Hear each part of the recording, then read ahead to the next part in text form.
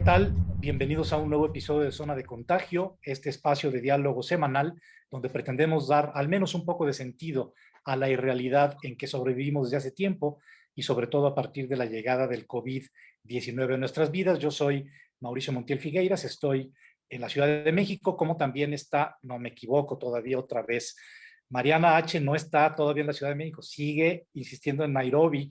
Ahí pueden ver el paisaje que está atrás de la ventana del espectacular ventanal del departamento de Mariana en Nairobi. Pero qué curioso es que los animales en Nairobi no se mueven nunca, nunca de su No, posición. Ahí Están están. estacionados ahí. Yo así me creo que dicen pagan que derecho de piso. así me dicen que es la situación allá normalmente Así es, en así es. Nairobi. Están los animales congelados. Y bueno, Nave Yeya desde su envidiable búnker neoyorquino en Brooklyn. Entonces, pues aquí estamos nuevamente en Zona de Contagio.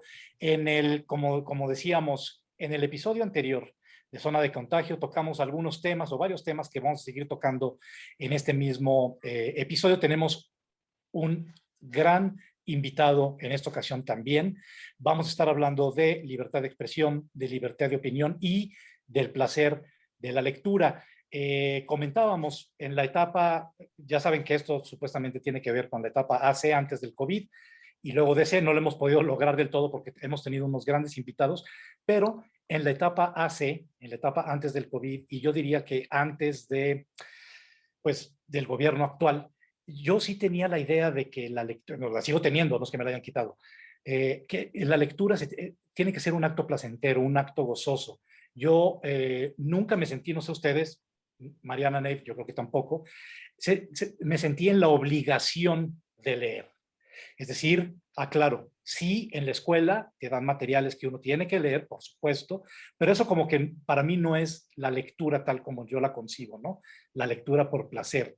Recuerdo también que pues, cuando yo era, hace muchas primaveras, cuando era niño, sí hubo, creo que la lectura, justamente a eso voy, la lectura por obligación aleja al lector de la lectura por placer. Es decir, cuando le enseñas o le indicas o obligas a un joven, a un niño, ahora tienes que leerte Don Quijote de la Mancha para pasar tu examen semestral. Pues, ¿qué es lo que hace el joven o el niño que fui yo? Pues sales huyendo de eso porque dices, híjole, ¿cómo voy a leer este mamotreto para entregar un trabajo? Entonces uno va leyendo a las caíditas y pues nada más para salir del paso, ¿no? Pero eso, como digo, de esa lectura no estamos hablando, de la lectura por obligación, ni mucho menos de la lectura por adoctrinamiento. Fíjense que recordé algo que no mencioné en nuestro episodio anterior, que es esto de la lectura por placer. Inclusive en un régimen, a ver, quizá Nate esté más enterado de esto, a ver si tú me corriges.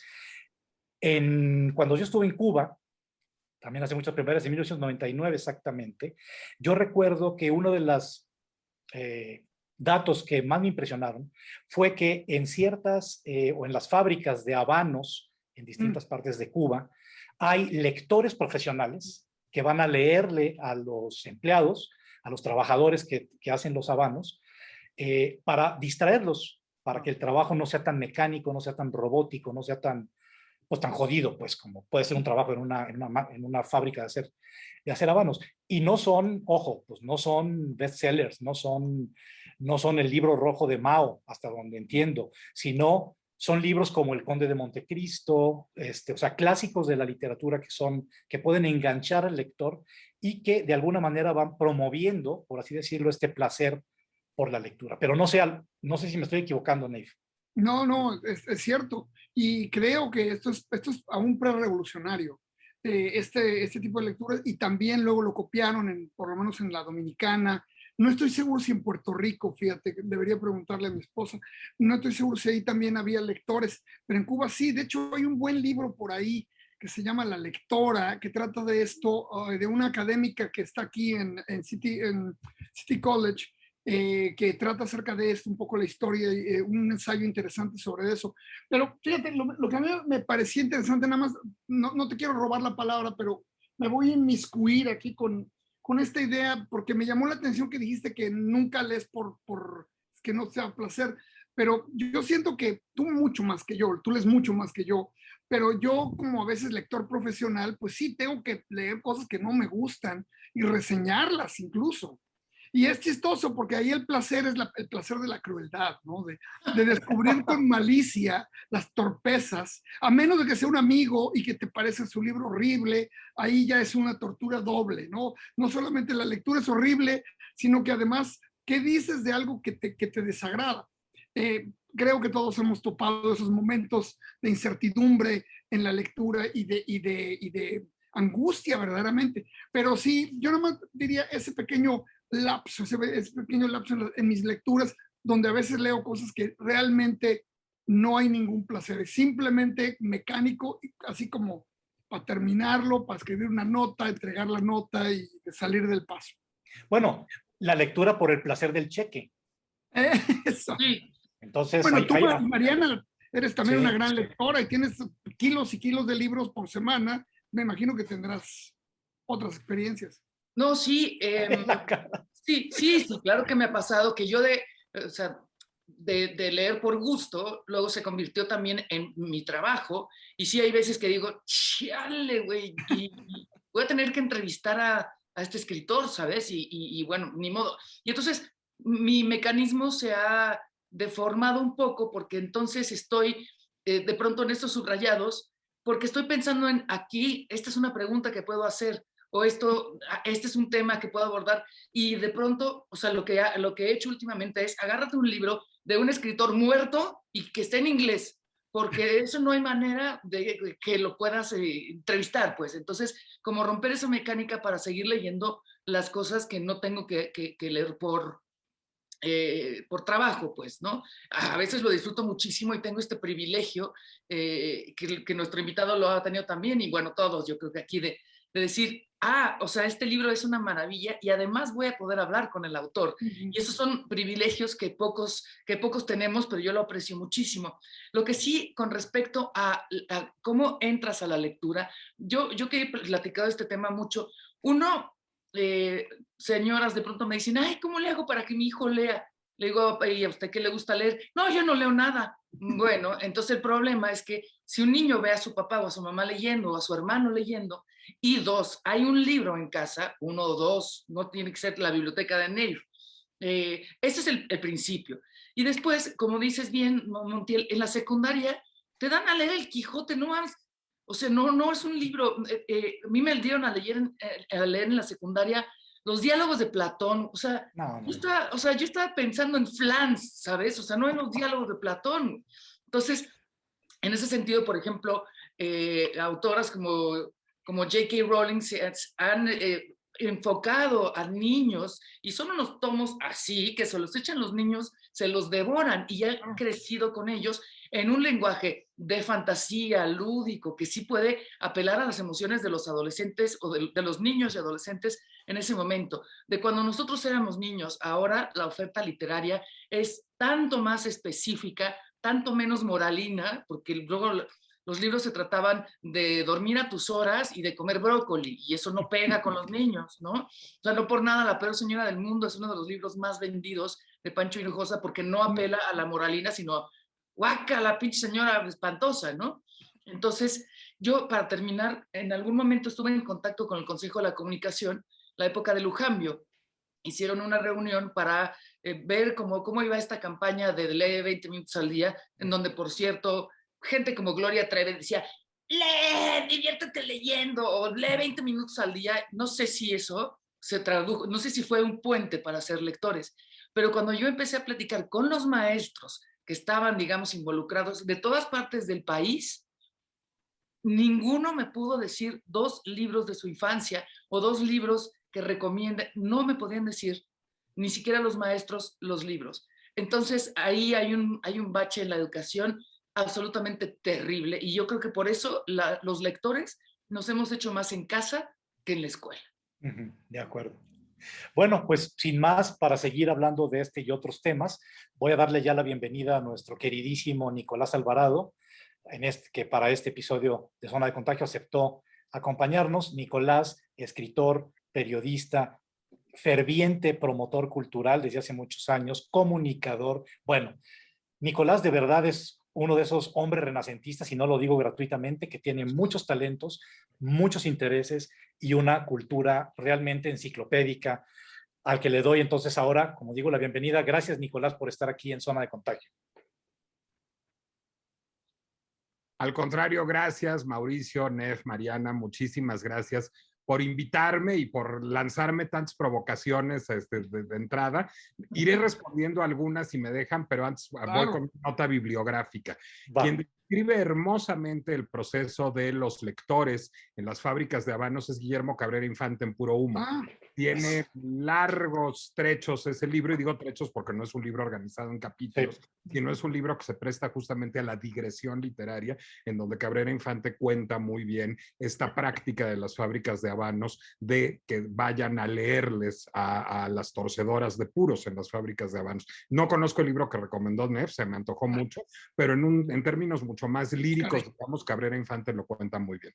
Qué bueno que me lo acabaste, porque tenía yo idea de haberlo leído, no de que me lo hubieran contado, pero lo leí y yendo ya a La Habana, me volví a topar con escritores a los que entrevisté, a diversos escritores, que me contaban, me referían a esta anécdota otra vez, ¿no? Pero era algo como que me estaba sonando ahí en la cabeza, y bueno, pues ahí está una opción, si le podemos decir así, para la promoción de la lectura. Y querido Nicolás, pues estábamos hablando de la preocupación, y queremos seguir hablando de esto, de la preocupación que nos embarga a nosotros, a los que estamos aquí reunidos, y a muchos más que nos están viendo, escuchando, por la situación justamente de la promoción de la lectura y de la formación de lectores en México, sobre todo en un momento en el que todas las señales que se están dando casi día con día apuntan a que el gobierno actual en México no le importa esto, o es un tema que lo tiene como muy soslayado, ¿no? Muy desdeñado. ¿Tú cómo verías esto? A ver, yo enmarcaría el problema en un problema más grande, que es en una visión estatista de la cultura, que es la que tiene la actual administración, de la cual la lectura es una parte, sin duda, pero no es todo. Es decir, si vemos lo que ha sucedido con la política cultural en los últimos tiempos, es bueno. Recordarán que muy al principio hubo un memorándum, porque le gustan mucho los memoranda al señor presidente, diciendo que no se podía financiar a ninguna organización de la sociedad civil. Bueno, pues la cultura es un producto de las organizaciones de la sociedad civil, es decir, las compañías de danza, las compañías de teatro, las orquestas, los museos, pues son organizaciones de la sociedad civil, y justamente el que sean organizaciones de la sociedad civil es lo que garantiza la independencia de criterio y la pluralidad, es decir, no hay una visión monolítica, marmórea desde el Estado de qué debe ser la cultura, sino pues hay una señora que quiere hacer una coreografía y un señor que quiere tocar un concierto y otro señor que quiere curar una exposición, y a partir de eso, digamos, estas iniciativas, si son solventes en términos artísticos, a partir de un jurado de pares, que era el sistema que funcionaba a partir de la fundación de Conaculta y del FONCA, y si están en orden financiero, digamos, si no buscan esquilmar las arcas públicas, o si no le deben una fortuna a Hacienda, pues recibían un financiamiento público para que expresiones independientes y plurales tuvieran cabida en un contexto, además, en que no es posible abandonar cuando menos ciertas expresiones artísticas al mercado. Esto nos va a llevar justamente a la literatura. A ver, la poesía, pues es una forma artística, literaria, muy pues combativa a veces, su esencia misma es plantear preguntas, perturbar, provocar, y la poesía no tiene mercado. No digamos en México, que no es un país de lectores, pero ni siquiera si pensamos en España, en Francia, en Inglaterra, en Alemania, ¿qué gran mercado tiene la poesía? Pues no, la gente lee más novelas, lee más cuentos, lee más biografías, libros de historia, ensayos incluso, no digamos libros de superación personal o de recetas de cocina, que libros de poesía. Pero si el Estado no financia la poesía, pues ya no hay poesía. Y si ya no hay poesía, pues nos vamos a perder de una parte no solo de la creación, sino del pensamiento muy importante. Pero bueno, justamente para garantizar que no sean poemas soviéticos, digamos, a mayor gloria de los gobernantes, sino que haya poemas que pues, cuestionen la idea del Estado o que exploren formas alternativas de la sexualidad o que cuestionen la esencia misma del ser humano y deriven en preocupaciones ontológicas que a veces son perturbadoras, pues justamente para eso tiene que haber un financiamiento público, pero ajustado a criterios artísticos a través de jurados de pares y que dispongan de fondos concursables o de fondos asignables de acuerdo a criterios fiscales correctos para que se financie esto. Entonces, si de pronto un Estado dice yo ya no voy a financiar las iniciativas de la sociedad civil, pues eso se queda al garete. Máximo en un Estado como el mexicano que ha respondido históricamente al modelo francés. Digamos que hay dos grandes modelos de financiamiento cultural en el mundo. Está el modelo estadounidense, en donde no hay un financiamiento público de la cultura o es muy pequeñito, pero hay muchos incentivos fiscales para que la iniciativa privada financie la cultura y hay a partir de esto muchas fundaciones, muchos patronatos que financian la cultura. Eso funciona muy bien en Estados Unidos, funciona en Chile, por ejemplo. El modelo francés es un modelo de financiamiento público de la cultura, pero no a partir de un criterio estatal, soviético, chino o cubano, sino a partir de un criterio de jurados de pares y de fondos concursables. Ese modelo funciona muy bien y ese modelo funcionaba muy bien en México. Hay modelos híbridos como el modelo británico, que tiene un poquito del uno y un poquito del otro, bueno, pero no, si de pronto un gobierno, y además un gobierno que se ostenta progresista y que se ostenta, digamos, como uno que privilegia la política social y que en campaña se ostentó como uno que privilegiaba la política cultural, pues de pronto dicen, yo no doy dinero más que a mis proyectos y los que no tengan proyectos como el mío, pues háganle como puedan. Pues no hay tantas empresas en México que financien cultura y además si pensamos en las empresas que financian cultura, pues a ver, Jumex es una empresa que financia cultura mucho, pero solo arte contemporáneo. Claro. Televisa es una empresa que financia cultura mucho, pero ahora ya solo fotografía. Y así, digamos, si vamos viendo, hay como ciertos nichos de especialidad. Entonces, pues si yo soy un editor de poesía, o si yo soy, que es el caso, por cierto, junto con Aurora Cano, una compañía de teatro, entonces, ¿qué hago? Porque ya no puedo acceder a fondos públicos y al mismo tiempo no puedo acceder a fondos privados. Ese es el problema. El problema de la lectura ha estado inmerso en todo esto. Ahora, ¿cuál es el problema en los gobiernos de tintes populistas? Y creo que es el caso del nuestro. Bueno, que la cultura se vuelve en esos casos sobre todo una herramienta de propaganda, una herramienta que lo que busca es difundir y perpetuar la visión del líder y una cierta visión del Estado. En ese momento todos los proyectos son generados por el sector público. Por supuesto, se busca que haya una profesionalización de los intérpretes, porque incluso, fíjense, en la Unión Soviética o en China o en Cuba, pues no había presupuesto para la iniciativa social o privada en cultura, pero siquiera sí había unas escuelas de danza y unas escuelas de canto y unas orquestas. Digo, Venezuela pues tiene todavía un gran programa de orquestas, el sistema. Aquí tampoco hay eso. Entonces, pues sí es completamente al garete. E incluso si vamos más allá, digamos, la secretaria de Cultura, que tiene una visión totalmente afín a la 4T, tenía, sin embargo, un proyecto de incentivar las culturas comunitarias indígenas, específicamente, que a mí me parece muy cuestionable, etcétera, pero que es un proyecto. Bueno, ese proyecto fue asfixiado presupuestalmente por el presidente de la República y por los legisladores de su partido, es decir, ni siquiera esa visión prevaleció. Lo que prevaleció fue una política cultural que otorga el 25% de los recursos a un proyecto centralista y estatista en el bosque de Chapultepec y concretamente en Los Pinos, y que pues lo demás deja Mahomeno que opere. Y digo Mahomeno porque, y ahí Mauricio tiene mucho mejores historias de guerra que yo, el 80% de los presupuestos de las instituciones públicas culturales se van en sueldos y salarios, y ni siquiera así todos los trabajadores de estas instituciones gozan de la protección del Estado. Es decir, pues conocemos muy bien las historias, Mariana las conoce muy bien, del capítulo 3000 del INBA, en donde hay muchos trabajadores de las instituciones culturales que no tienen seguridad social. Ya para editar libros o para producir obras de teatro, o para que se presenten orquestas o exposiciones de arte contemporáneo,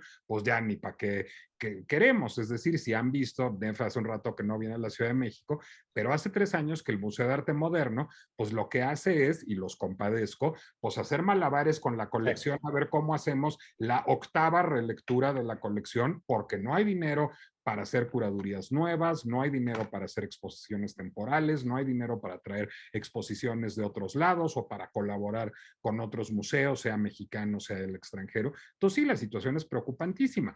La lectura es daño colateral en medio de todo esto. Además, por una política, ya termino la parrafada, pero sí quería yo hacer una radiografía del caos, a partir de un primer momento en donde se decide concentrar, digamos, toda la edición y distribución de libros en una sola instancia, que es esta instancia paralegal que engloba al Fondo de Cultura Económica y a Educal, y todo esto, bueno, pues bajo la égida de una figura de Paco Ignacio Taibo II, que es pues no solo parte del Centro de Formación de Cuadros de Morena, sino que es un militante, digamos, de causas ideológicas que no voy a calificar ni voy a decir si las suscribo o no las suscribo, pero que son causas ideológicas. Creo que en un Estado democrático lo primero que debe suceder es que quien esté a cargo de la política del libro, pues no puede ser un militante de ninguna causa, pero es decir, si de pronto dijeran, ¿por qué no traemos a Milton Friedman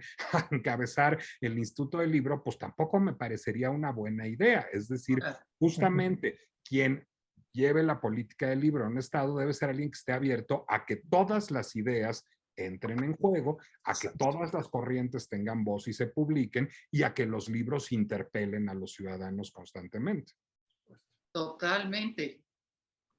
A ver, si quieres, bueno, yo iba a decir porque me aventaste la pelota a mí, sí, yo, como decía en el episodio anterior de este programa, yo estuve 3 años al frente de la Coordinación Nacional de Literatura del Instituto Nacional de Bellas Artes y por supuesto que vi todos estos problemas de recortes.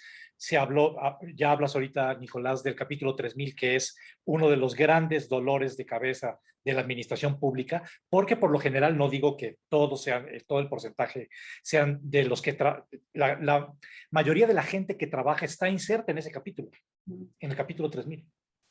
El resto son trabajadores sindicalizados que son una absoluta pesadilla que Kafka se resucitaría y se volvería a morir para volver y reescribiría sus obras. Y con eso tuve que lidiar durante 3 años. ¿Y qué pasa, por ejemplo, muy rápidamente, con los trabajadores sindicalizados? Solo se dedican a obstaculizar tu trabajo. Eso fue mi caso y hablo desde mi experiencia y es una reunión para ver que si la computadora de la compañera se dañó y hay que comprarle una nueva. El escalafón se cambió y entonces la compañera va a heredarle la plaza a su hija. Y eso era reunión tras reunión, tras reunión, tras reunión, más toda la carga de trabajo, que era la importante, que era hacer funcionar una coordinación de literatura con aproximadamente la 5ª parte más o menos del presupuesto que se asignaba a otras coordinaciones, danza, teatro, música, que sí implican más despliegue escénico y mayor gasto, pero se castigaba mucho la literatura porque pues, ¿para qué pagar a los escritores? Y pues ellos escriben sus libros y ahí están, ¿no?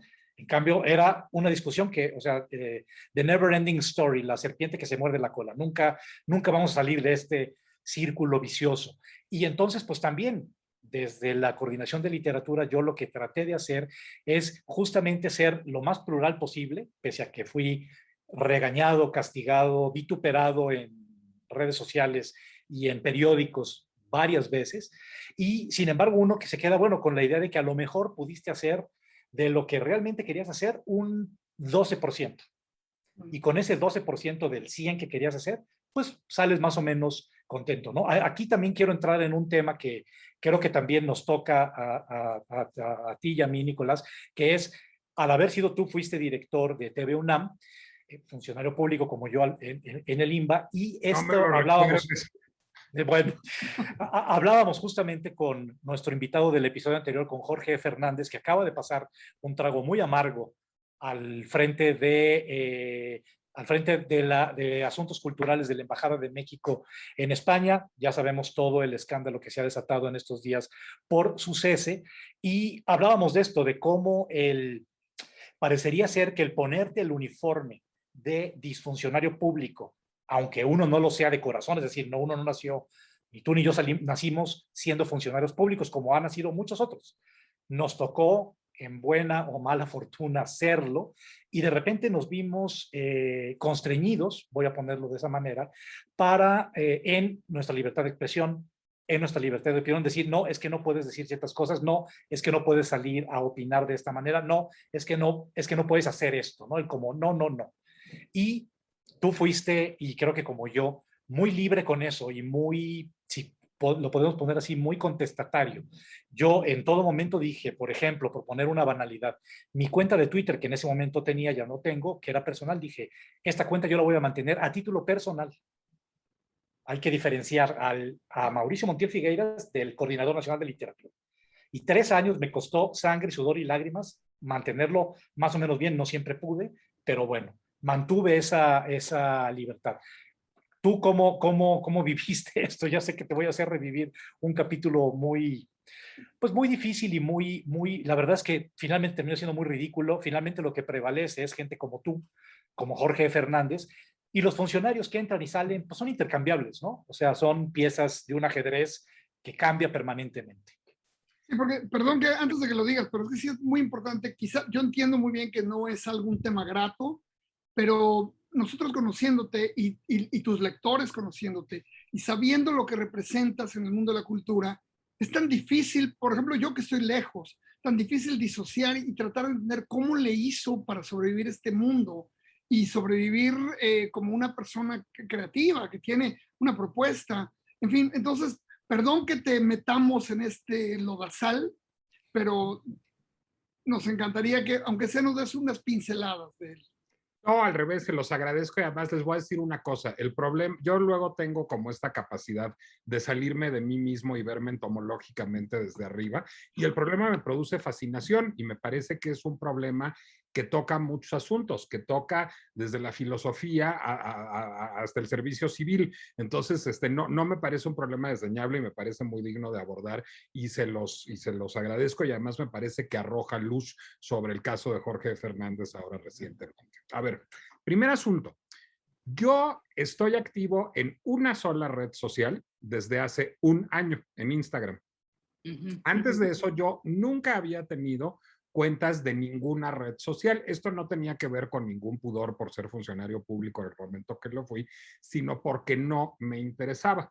Es decir, conozco bien las redes sociales hace mucho tiempo. De hecho, es uno de mis temas de estudio importantes y frecuentes, como para Mauricio, para Nef, que también sé que las han leído y pensado mucho, digamos. Y justamente, fíjense que yo originalmente nunca entré a redes sociales porque yo decía una cosa, yo decía, no quiero significar los momentos en el instante mismo en que los estoy viviendo. Y ese era el origen de mi rechazo a estar en redes sociales. Después de eso empecé a ver cómo se ponían los cocolazos en Twitter, no conmigo, sino en general con la gente, porque no crean ustedes que no tengo stalker accounts de todas las redes sociales de toda la vida, pues evidentemente me interesa estar enterado de qué sucede en las redes sociales. Yo decía, no, pues esto no es para mí, a mí no me gusta y no me interesa y no lo voy a hacer. Y les voy a decir una cosa, en aquella época era posible tener una vida profesional manteniéndose completamente al margen de las redes sociales. Creo que eso ya no es posible y eso tuvo mucho que ver con mi decisión de entrar solo a Instagram, LinkedIn en la medida de una red social hace 1 año y a ninguna otra. Facebook es una interrogante en mi vida en este momento. Twitter es un lugar que jamás pisaré, que jamás he pisado y que jamás pisaré, eso sí lo tengo muy claro. Bueno, yo llego a TV UNAM y mi nombramiento mismo es polémico desde el primer momento. Esto también hay que decirlo, por 2 razones muy claras. Una, porque no estudié en la UNAM, porque estudié en la Ibero y eso disgustó a una parte de la comunidad universitaria. 2, porque venía yo de Televisa, porque había yo trabajado 9 años en Televisa, muy contento y con mucho orgullo y con mucha libertad, diré, como había yo trabajado también 9 años antes en Canal 22, no como funcionario, sino como un trabajador independiente que producía, conducía y escribía programas para Canal 22. Bueno, entonces yo llego y eso levanta polémica. Ese es momento 1. 2, yo me enfrento con una administración, no entremos ahí demasiado, pero enormemente desaseada en TV UNAM y empiezo a tomar decisiones administrativas. Les voy a decir que a mí, además de fascinarme la literatura y la filosofía, me fascina la administración. Entonces realmente estaba yo interesado en el fenómeno y tratando de reencauzar de la mejor manera posible las dinámicas laborales y presupuestales de TV UNAM que pasaban por momentos francamente negros cuando yo llegué ahí. Entonces eso pues levantó ámpula en otros sectores de la universidad. Y tercero, yo solo reconocí reconocí 2 jefes en ese encargo. Mis jefes, a mis ojos, eran Tere Uriarte, la coordinadora de difusión cultural UNAM, y Enrique Graue, el rector de la universidad. Yo no reconocía más jefes que esos 2. Tenía y tengo muy buenos amigos en la comunidad universitaria y departía con ellos y les consultaba y me gustaba mucho tener la opinión de ellos, pero yo nomás reconocía 2 jefes. Eso disgustó particularmente a actores muy poderosos de la comunidad universitaria. Entonces, mi gestión, digamos, fue polémica desde el primer momento. Eso es lo que va a haber que decir. Y fue seguida por un golpeteo mediático que es perfectamente trazable en una investigación hemerográfica y un golpeteo también en redes sociales. Pero el asunto era más o menos manejable. Bueno, esto simplemente para dar contexto. Ahora, viene el asunto. Muere Juan Gabriel, que a mí nunca me ha gustado. En donde mi opinión es enormemente minoritaria, pues Juan Gabriel tiene devotos importantísimos. Y fíjense que yo acababa de leer un ensayo brillante, y no me acuerdo del autor del ensayo, pero un ensayo brillante sobre Celine Dion, y sobre cómo, digamos, el gusto por Celine Dion y el disgusto por Celine Dion son significadores de estatus social, porque Celine Dion encarna una serie de valores de lo popular que, digamos, de los que busca diferenciarse normalmente el intelectual. Y uno de los libros que están en el entramado original de ese ensayo, aludidos someramente, es La distinción de Pierre Bourdieu, que es un libro justamente sobre cómo se articula el gusto como diferenciador social. Yo no había leído ese libro de Bourdieu hasta entonces. He leído mucho a Bourdieu y me gusta mucho, pero y me peleo mucho con él también y me gusta pelearme con él. Pero ese libro en particular de Bourdieu yo no lo había leído. Y es el ensayo sobre Celine Dion me hizo leer ese libro sobre Bourdieu, porque luego uno lee por gusto y una cosa lo lleva a la otra. Esa es la mecánica del sí. por gusto. Y entonces, a la hora que muere Juan Gabriel, yo tenía a lo mejor de hace unas semanas o meses esa lectura en la cabeza. Y entonces dije, qué interesante, porque mi disgusto por Juan Gabriel acusa clasismo. Porque a mí, que tanto me gustan tantas expresiones de la cultura gay con las que me identifico tanto, ¿por qué no me gusta Juan Gabriel? Es decir, ¿cómo es posible que me gusta y me divierta Liberace y que no me gusta y no me divierta Juan Gabriel? Y entonces ahí empiezo a analizar a Juan Gabriel desde 2 paradigmas que para mí son antropológicos, que son lo joto y lo naco como constructos culturales. Es decir, aquello que ostenta una homosexualidad oronda y provocadora, que no es, digamos, la de Noel Coward o la de Clifton Webb o la de Salvador Novo, sino que es mucho más desafiante.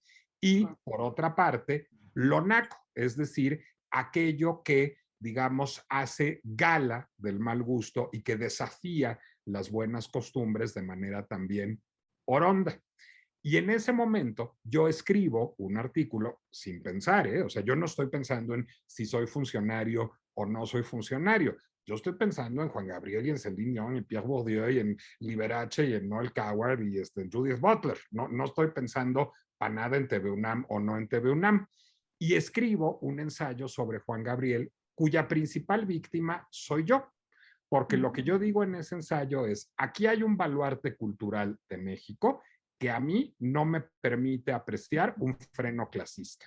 Esa es la tesis fundamental de ese ensayo, y yo soy el que se la pierde, no Juan Gabriel, que evidentemente es alguien que concita el entusiasmo de las masas. Bueno, cuando yo publico ese texto es rápidamente aprovechado, y hay un trabajo extraordinario de Ana María Labuenaga en un libro que se llama Linchamientos Digitales al respecto.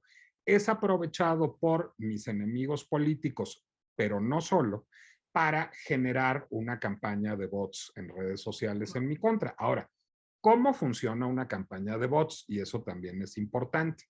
Tiene que lograr prender entre la sociedad, es decir, yo me metí con un baluarte cultural, me metí con Juan Gabriel, y eso enojó a mucha gente.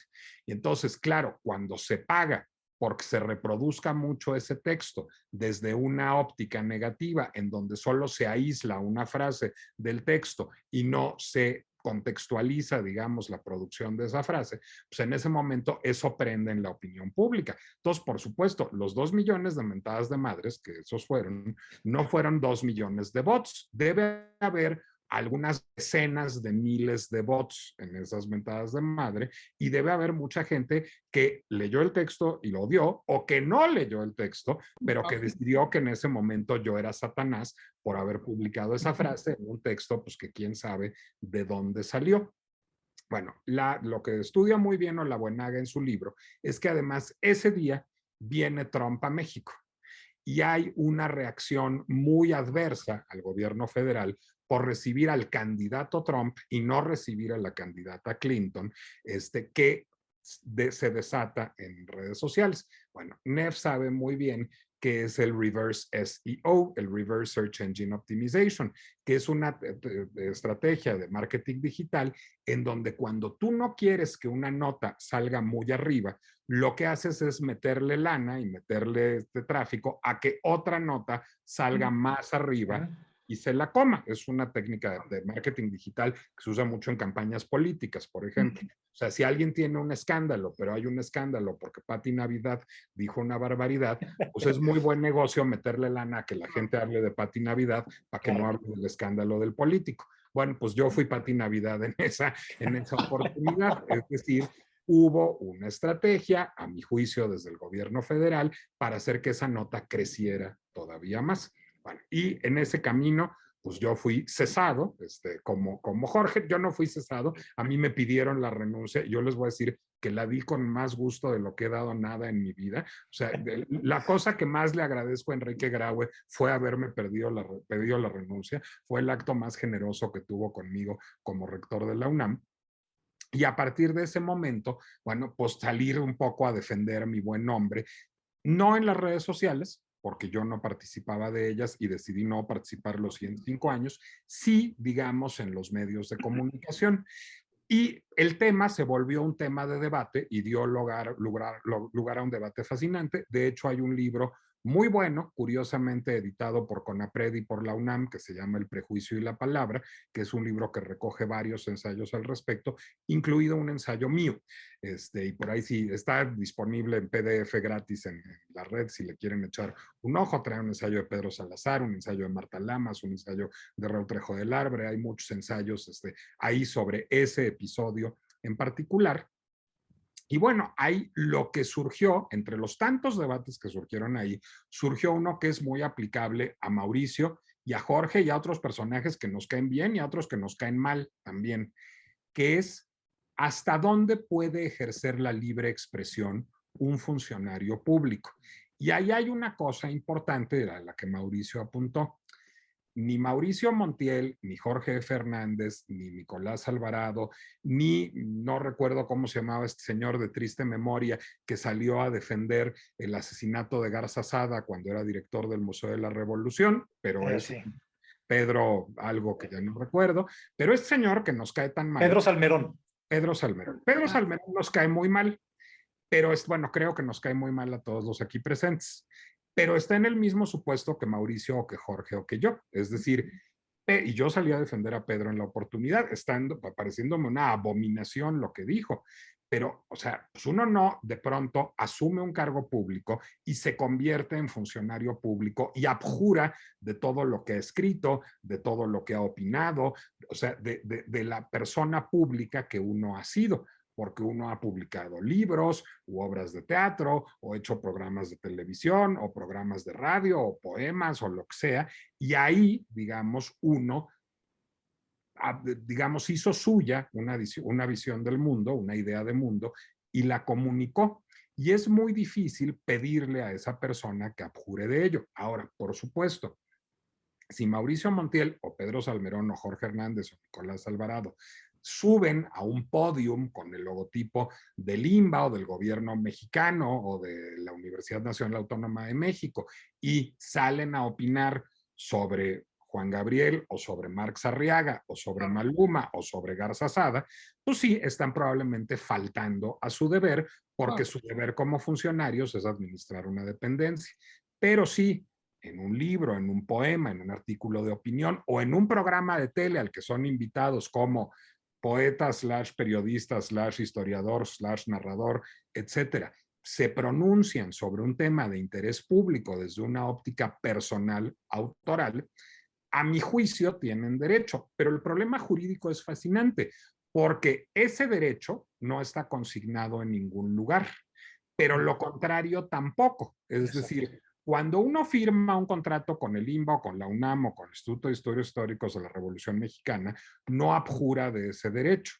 Pero nada lo garantiza tampoco en ningún texto legal, en la Constitución ni en ninguna ley. Entonces, es un problema. Digamos, los límites de la libre expresión para el funcionario público son un tema de debate que me parece fascinante. Me parece que a falta de una legislación al respecto que no tenemos, pues creo que son del orden de la prudencia, pero creo que también son del orden de la prudencia de los funcionarios que son jefes de esos funcionarios. Porque, a ver, si yo hubiera sido consultor de Enrique Márquez o de Enrique Graue, lo que les hubiera dicho es, no corras a este cabrón mañana.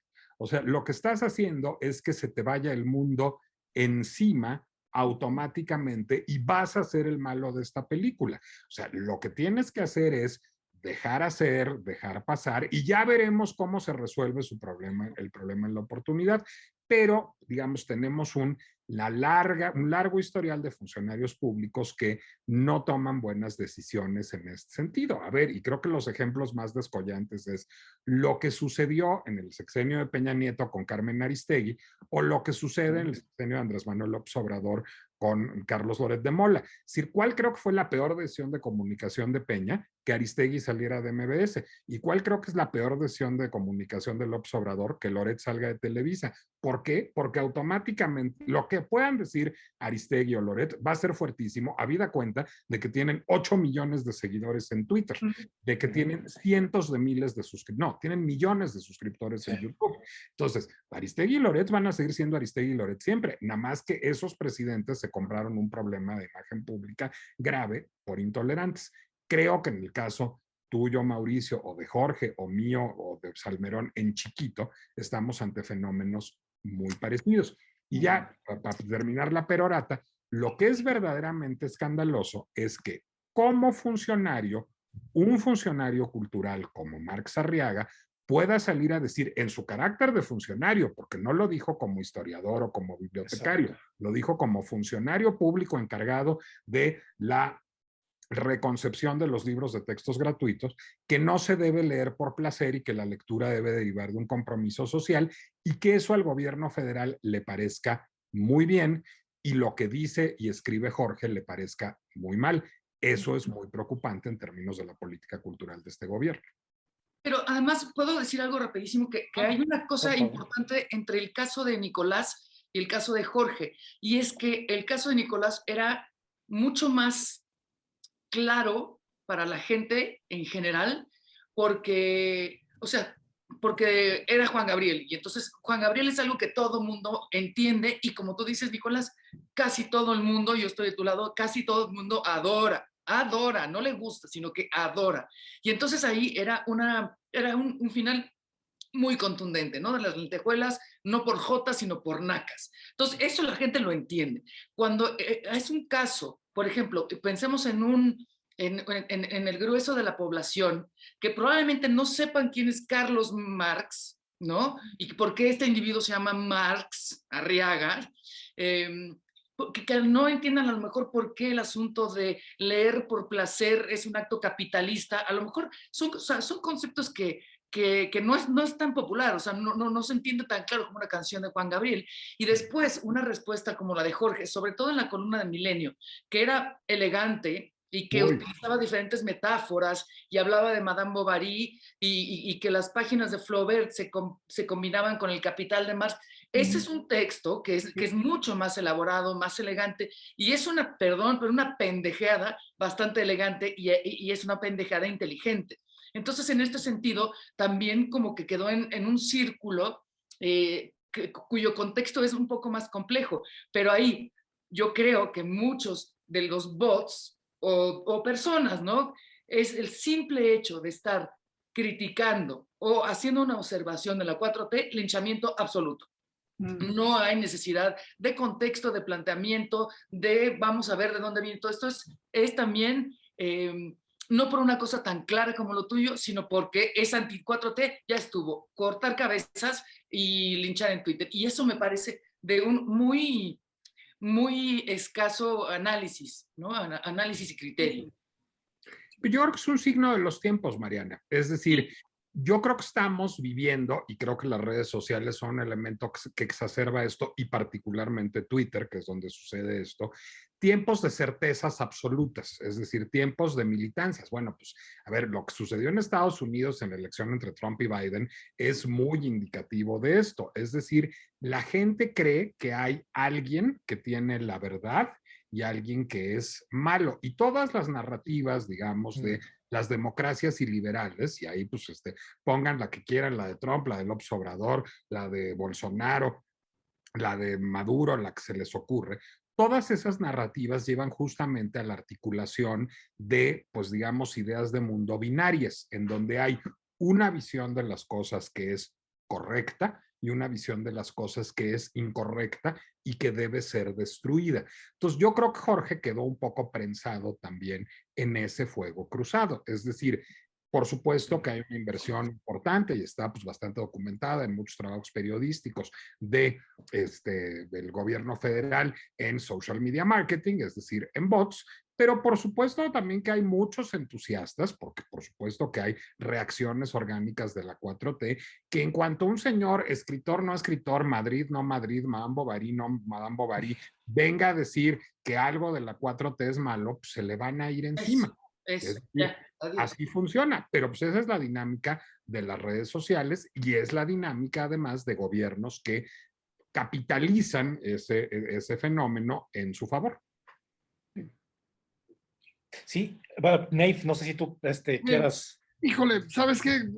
Hay tantas cosas que me encantaría comentar rapidísimo, pero me voy a limitar. Nada más, lo que me encantaría que habláramos también es este otro tema que yo quise sacar a la conversación cuando estaba con nosotros Jorge Fernández, y me encantaría saber que habláramos un poco de esto, porque entiendo muy bien, tú puedes ideologizar cualquier problema y entonces dividir lo que acabas tú de decir a la sociedad en dos, y yo voy a salir a defender lo que es la 4T o lo que es la anti-4T, lo que sea. Pero cuando estamos hablando del gusto de la lectura, el tema es tan elemental, tan básico, es una provocación tan precaria, que a dónde puede llevar este discurso, o sea, a dónde vamos, o sea, nos vamos a seguir realmente peleando por esto, o sea, va a seguir habiendo gente en Twitter que nos conteste así como, no, es que la lectura es utilitaria o nos debe dar resultados, o lo que se ha hecho hasta ahora es un fracaso. O sea, ¿hasta dónde vamos con esto? Entonces yo nada más no quisiera dejar pasar esta oportunidad de tenerte aquí y que hablemos un poco del placer de la lectura, visto desde esta lente con una coloración ideológica. Yo sí soy marxista y a mí sí me ofende profundamente que se piense que el marxismo es esto, ¿no? Bueno, yo no soy marxista, pero voy a agarrar una posición casi marxista, que es que Mariana identificó muy bien a uno de los villanos de esta historia, que es el Consejo de la Comunicación, los empresarios que son malvados. No, pero no son malvados porque lo que quieran es, como se sostenían Adorno y Horkheimer, mantenernos estupidizados para que consumamos más. O sí, esa es otra discusión. Pero a ver, lo que sí es malvado es esa campaña de lee 20 minutos al día. Es decir, es una campaña que está diseñada, pero es malvada por estúpida, porque está diseñada para que nadie quiera leer nunca. Es decir, a ver, ¿qué es lo que uno hace 20 minutos al día? Es puta, pues abdominales, que es una Sí, cosa exacto. Exacto. Caminar. esencial. Es decir, es una cosa, pues, como para purificar el alma y purgar los pecados que uno hace 20 minutos al día. Pues nadie quiere hacer algo que le digan que tiene que hacer 20 minutos al día. Alguna vez me tocó estar en una mesa con Luigi Amara, que tuvo una propuesta de fomento a la lectura verdaderamente provocadora, que fue que él lo que proponía era prohibir la lectura y hacer grandes autos de fe como en Fahrenheit 451, porque eso iba a garantizar que todo mundo iba a querer leer y que entonces así como la gente busca heroína o crack, iba a estar buscando en el mercado negro un Nietzsche o un Wilde o un Marx a ver si podía leerlo o no, porque uy, qué padre, qué sexy, qué prohibido. Pues sí, la campaña de Luigi era más sensata para prestigiar la lectura, sin duda. Es decir, el problema de lo que sucede con Marx Arriaga es que abona en una sociedad que no es de lectores. Y a ver, una cosa importante es, ¿qué es un lector? A ver, ni Nef, ni Mauricio, ni Mariana, ni yo somos lectores profesionales. Eso es otra cosa. Eso es gente a la que le gusta tanto leer, que se buscó una chamba que se trata de leer para escribir, para entrevistar, para lo que sea, pero que se trata fundamentalmente de leer.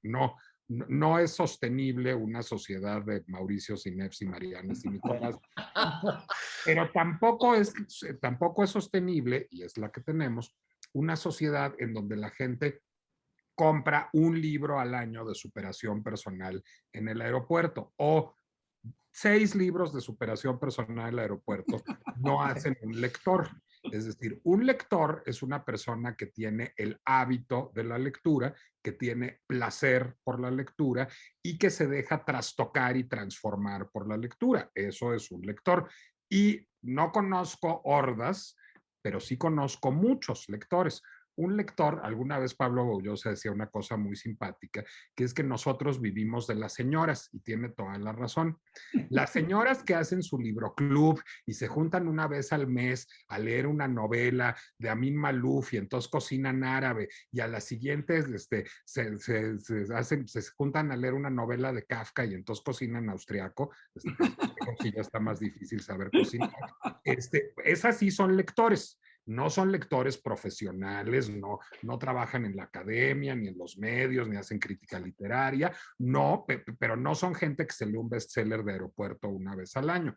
Esa sociedad de lectores entiende que es leer por placer y lo valora y lo defiende. Ese porcentaje de la población es mínimo en nuestro país y la campaña del Consejo de la Comunicación es muestra de ello. Yo les quiero recordar una cosa de esa campaña.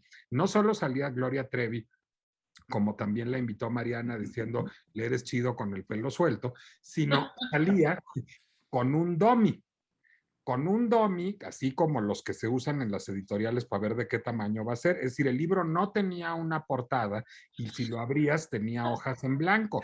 Pues, ¿por qué? Pues porque yo no creo que la señora Trevi tenga un libro favorito y a lo mejor le estoy levantando un falso terrible y es una gran lectora de Derrida, pero en general la mayoría de las personas que estaban representadas en esa campaña, pues no eran lectores, eran figuras públicas. Que hubiera estado bien, pues agarrar unas figuras públicas que sí fueran lectores, eso hubiera sido más útil a la campaña. Pero el problema es que vivimos en un país en donde el fomento a la lectura es una declaratoria de buenas intenciones. El ejemplo que pusieron, ya no me acuerdo quién de ustedes hace rato, es buenísimo, creo que Mariana. Oye, ¿cómo hago que mi hijo lea? ¿Y usted cuánto lee? No, pues yo no leo. Entonces, leer es visto como esta cosa edificante, como hacer abdominales, que va a hacer que tengamos buena ortografía y sernos mejores seres humanos, no algo que provoque, trastorne, conmueva.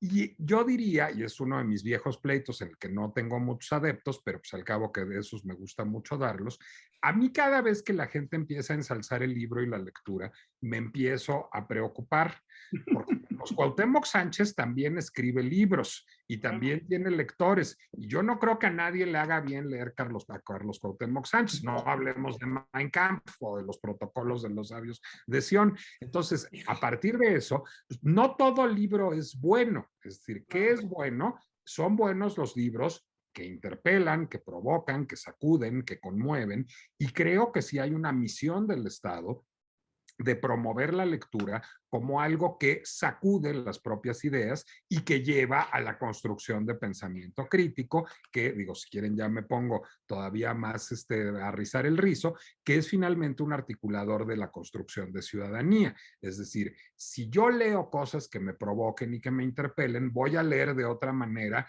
el periódico, las leyes, a la gente que deja la caca del perro en el camellón y a mi mamá cuando me hace chantaje sentimental. Y eso me va a hacer un mejor ciudadano y me va a hacer más corresponsable de lo que sucede en la sociedad.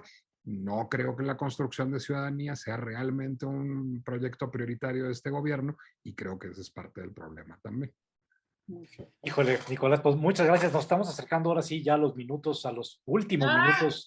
Sí, sí, sí, no, pues se nos va con los invitados de la calidad de Nicolás, el tiempo se va así No, como al por usar revés. un lugar común como agua. Fíjate que, bueno, volvamos al punto esto de leer, inclusive oyéndote, Nicolás, creo que es más, si la gente pudiera, ahora que hablábamos de el caso de tu caso con Juan Gabriel, si la gente supiera leer hasta con cierto goce las redes sociales, si pudiera leer más allá de un tuit, ¿sí? Que dice, Nicolás Alvarado insulta a Juan Gabriel, ¿no? Entonces, claro, no puede ser, entonces, porque le dice la lentejuela J, no J, sino Naca. Caray, ahí hay por lo menos habría un placer pequeño, que a lo mejor estoy apelando demasiado a ese placer que igual la gente no tiene, la gente, el lector de a pie, por así decirlo, de decir, a ver, me quiero enterar de cómo está todo. Quiero saber quién es el señor Nicolás Alvarado, qué fue lo que escribió sobre Juan Gabriel, más allá de leer el encabezado que pusieron en un tweet. ¿Sí? Hasta allí me iría a decir la lectura por goce, la lectura por gozar, enterarme de qué fue lo que pasó con esto. No quedarme nada más en un tweet. Pero ahí te voy a decir que Twitter es un enemigo muy grande. Es decir, hay por supuesto grandes prácticas. Recuerdo alguna novela que se hacía en tweets que era muy buena y que se llamaba El hombre de tweet, no de tweet. De tweet. Y hay muy buenos aforistas y epigramistas en Twitter. Pero en general Twitter lleva a eso, es decir, a leer solo el encabezado. Y a ver, seamos críticos de una red que usamos tú y yo con mucho gusto, Mauricio y Nef también y Mariana menos, que es Instagram. Que en Instagram mucha gente nada más ve la foto y le pone el y no lee el texto. Claro. Entonces, o sea, en realidad, sí estamos leyendo más, sí, claro, las redes sociales nos hacen leer más, no necesariamente nos hacen leer mejor. Pero esto no es la función del señor Jack Dorsey, ni es la función del señor Mark Zuckerberg, es la función del Estado, del que depende la educación. Yo entiendo que Jack Dorsey, su función es hacer lana y Mark Zuckerberg también, pero la del Estado no es hacer lana. Y ahí sí la lectura entendida como un acicate para el pensamiento crítico, pues sería muy importante. Oye, perdón que interrumpa, pero no quiero dejarte ir sin preguntarte por lo menos una cosa más. ¿Qué es esta idea? Fíjate, para mí fue muy transición entre una lectura que igual me daba gusto y me interesaba y me involucraba, y una lectura que realmente se volvió una obsesión que me llevó a la vida que tengo ahora, para bien o para mal, más para mal que para bien. Que fue reconocerme, ¿no? Reconocerme en la lectura. O sea, de repente abrir un libro de José Agustín y decir, ay cabrón, hay gente que escribe de esto. Hay gente que describe esto que sí me es inmediato. Y no solamente él, o sea, empiezo a descubrir la literatura de la onda. O sea, yo tengo que reconocer, yo sí soy un producto de eso, de ese momento en el que la literatura en México saltó de una cosa muy heroica a una cosa muy íntima, personal, que se me diera, Ujú. de haber leído a Villoro con este libro que no es particularmente bueno, pero lo de las palmeras de la brisa rápida, en fin, muchas cosas que ya me tocaban personalmente y ahí sí me volví lector. No sé cómo ves tú esto. Bueno, ¿cómo ven ustedes esto? Ujú. Porque tampoco lo he comentado ni con Mauricio ni con Mariana. Ujú. A ver, en mi caso, hace rato que Mariana hablaba de cómo ella estaba en Flans y le hacían leer a Platón y el Quijote, pues yo diré que a uno le va de muy distintas maneras en la feria, porque a mí el Quijote en la secundaria me dio una hueva inverecunda y lo pude apreciar mucho después. Estaba yo muy en Flans y además leía yo las letras del Flans, o sea, me recuerdo despegando el cuadernillo de Alma Gemela Claro. leyendo, ¿no? Y Platón sí me gustaba.